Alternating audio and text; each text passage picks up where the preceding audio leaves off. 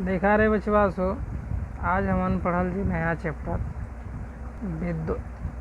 ठीक है, तो विद्युत के बारे में जान ला कि आवेश सबसे मूल चीज़ बा।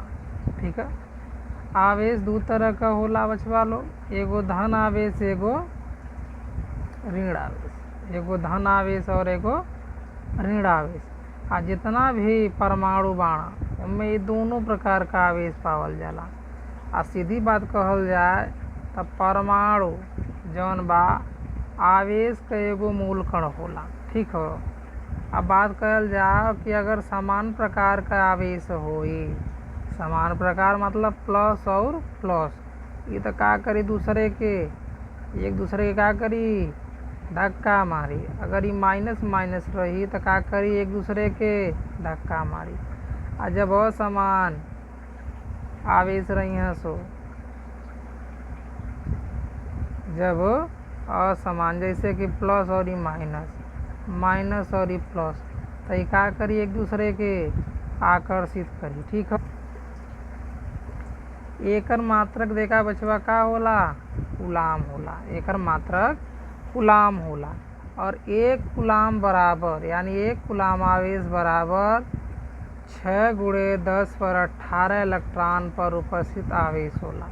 और एक इलेक्ट्रॉन पर आवेश जौन बचवा होला 1.6×10⁻⁻19 कूलाम होला। ये प्लस में भी होला और माइनस में भी होला। अगर प्रोटॉन खातिर कह दे बचवा लोग तो प्लस लगा दिया, इलेक्ट्रॉन के लिए ऑलरेडी माइनस में होला मान। ठीक हो, अब बात कही जाए तो फार्मूला बा Q बराबर Ni। Q का बचवा लो कुल आवेश बा, N का है इलेक्ट्रॉन का संख्या बा, E का है एक इलेक्ट्रॉन पर आवेश जौन का मान बताई दियल कल के 1.6×10⁻⁹ कूलाम होला। ठीक है, आई तो जनता बड़ा लो कि आवेश बा तो धारा बहबे करी। जैसे पानी बा तो पानी एक सिरा से दूसरे सिरा पर जइबे करी, ऊंचाई से नीचे अबे करी। ऐसा ही का होला विद्युत धारा, यानी आवेश के प्रवाह होने की दर को का कहते हैं हम लोग, विद्युत धारा। तो विद्युत धारा बराबर होला बचवा लोग आवेश बटा के समय, यानी विद्युत धारा के I से, आवेश के Q से और समय के T से प्रदर्शित कहल जाला। अब विद्युत धारा का जौन मात्रक होला उ का होला, एम्पेयर होला। दूसरी भाषा में कहल जाए तो 1 एम्पेयर बराबर 1 कूलाम बटा सेकेंड होला। एकर और भी मात्रक पावल जाला या बतावल जा सकेला, जैसे मिली एम्पेयर बा, माइक्रो एम्पेयर बा। 1 मिली एम्पेयर बराबर 10⁻³ एम्पेयर और 1 माइक्रो एम्पेयर बराबर 10⁻6 एम्पेयर होला बचवा लो। ठीक, एक बात और ध्यान रखला कि विद्युत धारा के कौन चीज़ से मापल जाला हो, आमीटर से। कौन चीज़ से, आमीटर से। आमीटर के से प्रदर्शित कहल जाला, एक और प्लस होला एक और माइनस। ठीक है, एमीटर का प्रतिरोध कम होता है, हमेशा श्रेणी क्रम में जुड़ा रहता है। ठीक है, यानी एमीटर का जो मान होला वो कम होला और हमेशा कौने क्रम में जुड़ल रही बचवा लो, श्रेणी क्रम में। दूसर की बात कहल जाए तो विद्युत धारा की दिशा इलेक्ट्रॉन के प्रवाह होने की दिशा की का होले, विपरीत होले। मान ला धारा अगर यहर जात बा तो धारा यानी विद्युत धारा यहर जात बा, ठीक है, तो इलेक्ट्रॉन का प्रवाह जौन तो नौकरे का होई, विपरीत होई। ठीक है, ये जान ला लो कि विद्युत धारा धनावेश के ओर से प्रवाह होला। ठीक है, अब बात कहल जाए विभवांतर का, यानी एकांक आवेश के एक बिंदु से दूसरे बिंदु तक, यानी एकांक आवेश के एक बिंदु से दूसरे बिंदु तक ले जाए में जौन कार्य होला ओके का कहल जाला, विभवांतर। और ओके भी से प्रदर्शित कहल जाला। भी बराबर डब्लू बटा के क्यू होला बचवा लोग। यहाँ थीटा दे लेबा, घबराइले के जरूरत ना, ठीक है। डब्लू बराबर भी बराबर डब्लू बटा के क्यू, क्यू मतलब यहाँ थीटा दे लेबा तो यहाँ क्यू हुई, ठीक है। यानी थीटा बराबर का मान ले हल जी, क्यू मान ले जी। क्यों काहे से कि एक आवेश का बात कहल जाता है ना, ठीक है। एक सरल भाषा में कहल जा सकला कि एक वोल्ट यानी जब एक कूलाम आवेश के ले जाए में जितना कार्य कयल जाला, यानी 1 जूल कार्य कयल जाला, तो वही कार्य का कहल जाला विभवांतर। का कहल जाला विभवांतर, या 1 वोल्ट कहलाला, ठीक हो। 1 वोल्ट बराबर 1 जूल कूलाम इनवर्स होला, ठीक हो।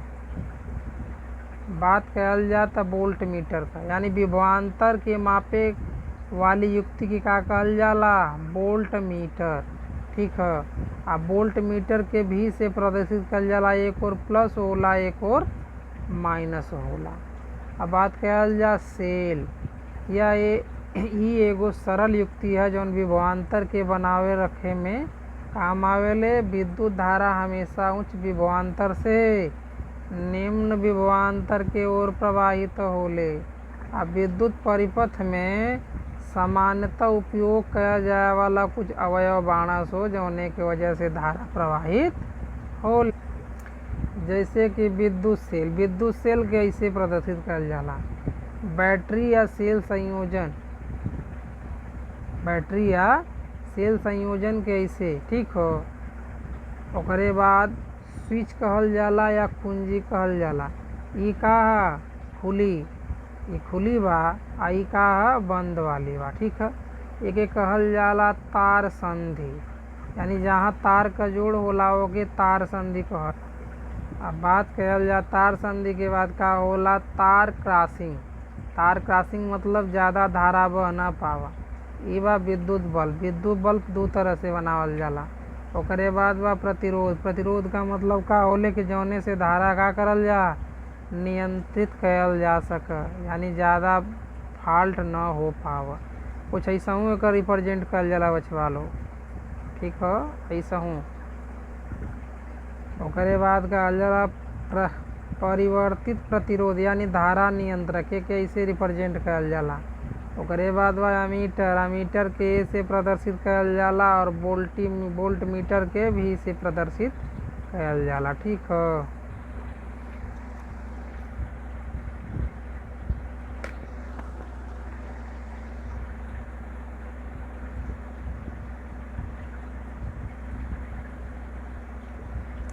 इनमें संबंध निकालल जाए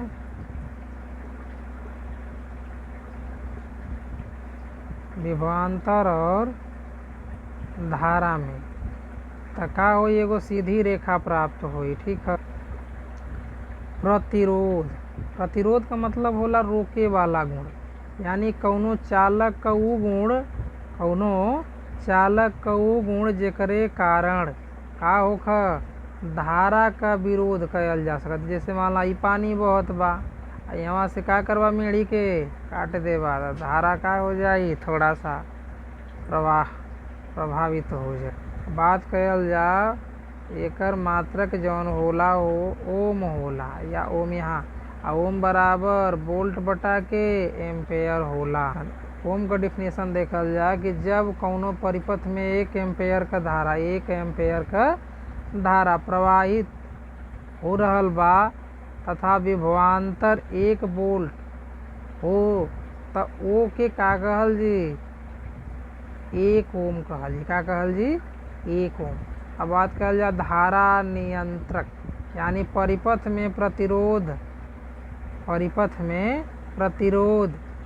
के परिवर्तित करे में जौन युक्ति को इस्तेमाल कहल जाला ओके कहल जाला धारा नियंत्रक। आगे देखले रहलो बा बचवा, आगे देखले रहलो बा ऐसे,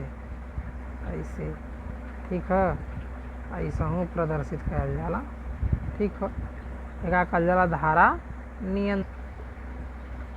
ई जानला कि जौने यानी कारक पर जौन यानी चालक पर जौन कारक इस्तेमाल करल जाला या जौन निर्भर करला ओकरे बारे में। यानी चालक क लंबाई का होले, समानुपाती होले। अनुप्रस्थ काट क्षेत्रफल के का होला, व्युत्क्रमानुपाती होला। तापमान के समानुपाती होला।